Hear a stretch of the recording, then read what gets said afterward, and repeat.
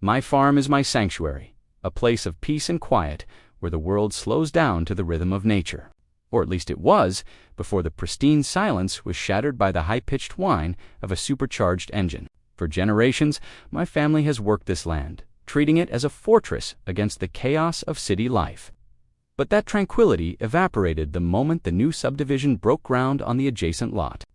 Suddenly, my long, graveled driveway, technically a private easement meant solely for agricultural access, became a convenient shortcut for the self-proclaimed queen of the homeowners association.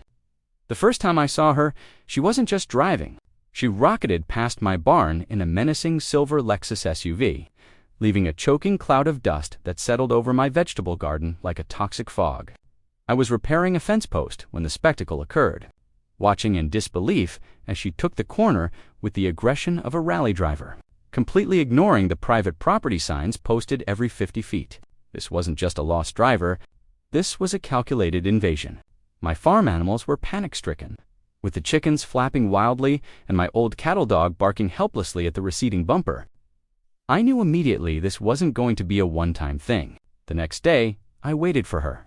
As the dust cloud announced her arrival, I stepped into the middle of the narrow lane, forcing her to slam on her brakes. The window rolled down, revealing a woman with oversized sunglasses and a haircut that screamed, "Manager." I spoke respectfully, explaining that this was a private farm road, not a public thoroughfare, and that my nieces often played near the barn. She scoffed, looking at me as if I were a stain on her upholstery. "I'm the president of the HOA," she snapped, her voice dripping with entitled venom. "My GPS says this is a road, and I have very important meetings to get to. I don't have time to drive the long way around your little hobby farm." Before I could respond, she rolled up the window and drove around me, her tires spinning gravel onto my boots. I felt a surge of fury, but I kept my cool. I tried the legal route first.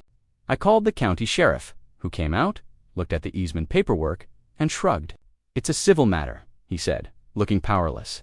"Unless she hits something or someone, we can't really patrol a private driveway. You could try taking her to small claims court for the dust, but good luck with that." That was the green light she needed. Over the next week, her speed increased. She started treating the curve by the tractor shed like a racing line, cutting the apex so close she nearly clipped my harrow. The final straw came on a Tuesday. My youngest niece was riding her bike near the mailbox when the silver Lexus flew past, doing at least 50 in a 15 zone. My niece fell off her bike in fear, scraping her knees.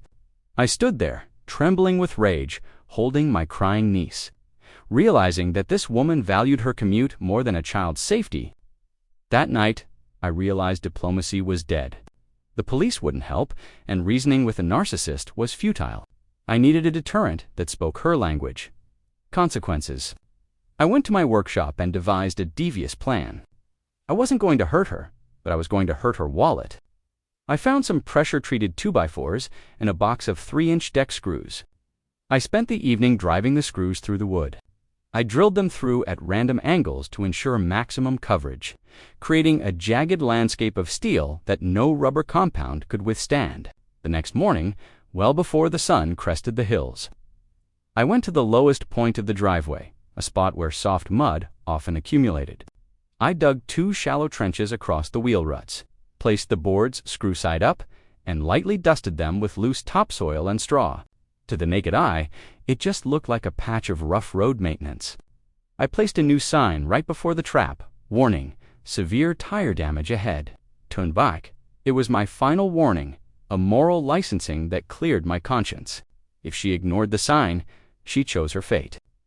I grabbed a cup of coffee and sat on the porch, waiting for the 8:15 a.m. commute. The steam rose from my mug as the birds chirped, completely unaware of the mechanical violence that was about to unfold. Like clockwork, the whining engine pierced the morning air. I watched her approach the sign. She didn't even tap the brakes. She actually accelerated, likely assuming the sign was a bluff meant to scare her off. It was a glorious mistake. As she hit the trap, the sound was distinct, a rapid succession of pops that sounded like gunfire, followed instantly by the violent hissing of escaping air. The heavy SUV lurched as all 4 tires shredded simultaneously against the steel teeth I had planted. She lost control for a second, sliding sideways before coming to a grinding halt in the ditch. The silence that followed was the most satisfying sound I had heard in months. I waited a full minute before I strolled down the driveway, feigning innocence. She was already out of the car, screaming into her phone, her face a mask of panic and rage. She was wearing expensive designer heels that sank immediately into the soft muck, ruining them instantly. When she saw me, she shrieked, "You maniac! You destroyed my car. I'm suing you for everything you have." I looked at the carnage. The screws had done their job perfectly. The tires were ruined. The rims were sitting in the mud. "Ma'am," I said calmly, pointing to the sign she had just ignored. "I warned you. I was reinforcing the roadbed for my tractor. You're trespassing on an active construction zone." She called the police again. The same deputy arrived, looked at the sign, looked at the buried wood on my private property, and looked at her. "He posted a warning," the officer said, struggling to hide a smirk. "And you are trespassing. You'll need to get this vehicle moved immediately, or I'll have to cite you." The victory was absolute. Because of the location and the fact that she was deep in the mud with 4 flat tires, standard AAA wouldn't touch it. She had to call a specialized off-road recovery team. I sat on my fence and watched for 3 hours as they winched her precious Lexus out of the muck. The bill must have been astronomical. She never drove down my road again. The dust settled, the chickens went back to scratching in peace, and my sanctuary was restored. Sometimes, when people refuse to listen to reason, you have to let the land do the talking. Thanks for watching.